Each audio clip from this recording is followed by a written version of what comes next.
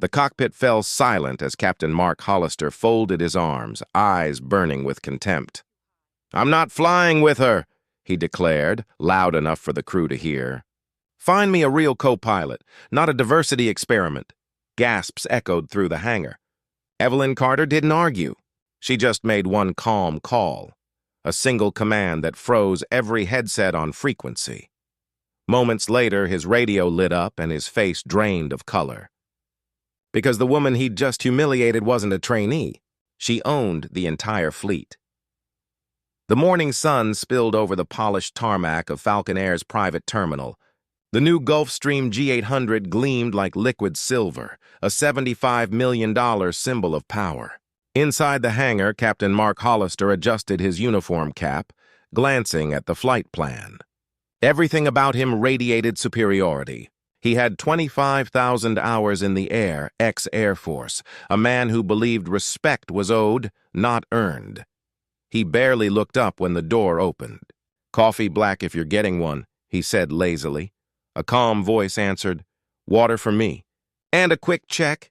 The uplink for our chart seems slow." Mark's head snapped up. Standing before him was a young black woman, confident posture, eyes sharp as polished glass. She set down her flight bag beside the desk. "I'm your new first officer," she said. "Evelyn Carter."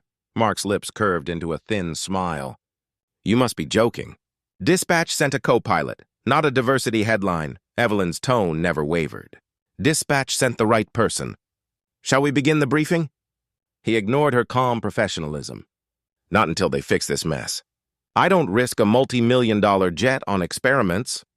He snatched his phone, ready to call operations, but Evelyn was already on hers. "Hi, Daniel," she said evenly. "Yes, I'm on the G800. Let me know when the client arrives." The use of the director's first name made Mark pause. He frowned but said nothing, stalking toward the jet with long, irritated strides. Outside, the aircraft shimmered under the sun. Mark began his inspection, tapping the tires, checking lights, pretending not to see her.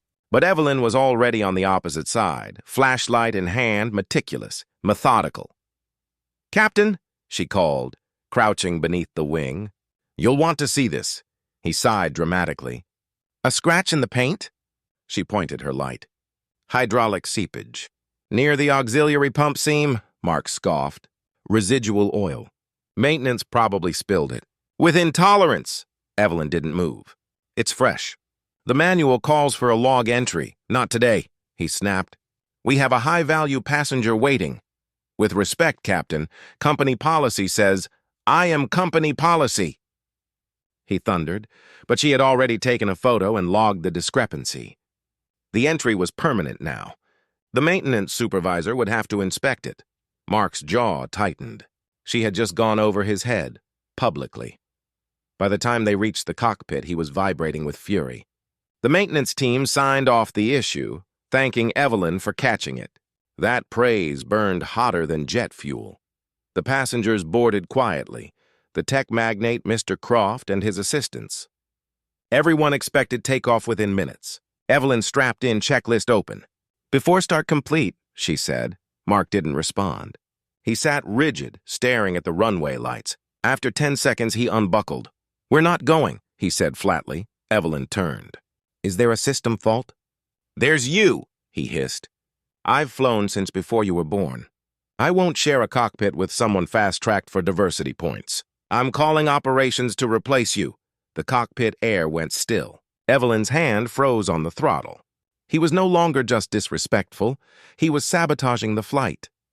"Captain Hollister," she said quietly, "you're refusing to fly because of my race." He laughed without humor. "Call it instinct. My gut says you're a risk." She leaned back, eyes steady. "And my experience says arrogance is the real hazard up here." He jabbed his finger toward her face. "You're done. Pack your things." She didn't move. Instead, she pulled out her phone again and dialed. "Daniel, Evelyn Carter speaking. Confirm for me who authorized Captain Hollister on this aircraft." Mark's smirk vanished. "Who the hell do you think you are?" The answer came seconds later. Evelyn placed the call on speaker. "Yes, Ms. Carter," Daniel's voice stammered. "We're aware of the delay." "Good," she interrupted. Cancel Captain Hollister's access immediately. He's grounded, Mark blinked. Grounded? You can't. Oh, I can, she said softly. You just refused to fly with your boss. Mark's phone slipped from his hand. Evelyn rose from her seat, calm but commanding. You didn't bother to learn my full name, Captain. It's Evelyn Carter-Lennox, CEO of Falcon Air. This aircraft, the one you refused to fly, belongs to me. Silence exploded through the cockpit. Mr. Croft appeared in the doorway, confusion giving way to shock. Evelyn Lennox, he said, recognition dawning. As in the Lennox Aviation Systems? The same, she replied evenly. Apologies for the delay, Silas. Just clearing out a safety hazard. Mark's lips parted, but no words came. His skin turned the color of ash. I was testing my cruise, Evelyn continued, voice cold. I fly incognito to see how my captains handle pressure. You've given me a clear report. Arrogance, discrimination, and negligence. You ignored a mandatory maintenance bulletin. You disrespected a colleague. And now you're done. 2 security officers entered the cabin. Evelyn didn't raise her voice. Escort Captain Hollister off my aircraft. Mark's composure shattered. Please, he begged. It was a misunderstanding. I didn't know. That's the problem, she cut in. You never know anything beyond your own pride. As he was led down the stairs, ground crew paused to watch the once untouchable captain stripped of his badge and status.